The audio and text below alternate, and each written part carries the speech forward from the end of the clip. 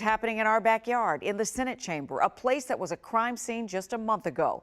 Fencing is still up at the Capitol, but Mike Valerio shows us people are still showing up to get their voices heard.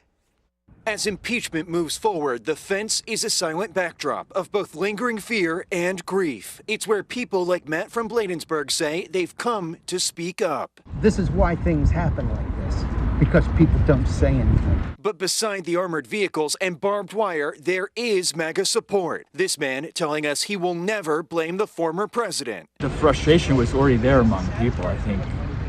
President Trump just acknowledged it. Or rather, incited it, as impeachment managers argued on a gripping and emotional day one. Yeah, I mean, it's ridiculous. How can you possibly believe that the entire government is going after a president for no reason at all? 5 trucks parked back to back sent the message up and down the mall: save the GOP, convict Trump. But even as the Senate voted to continue the trial, it was largely a quiescent Capitol. More joggers than protesters, and small signs the Congress and the nation are still reckoning with the wrath of January. Over the next week, only one protest is scheduled and permitted, and that's happening each day in front of Union Station. Leslie, organizers tell us they are only expecting a maximum of 25 people there every day, and they're calling for the immediate removal of President Trump.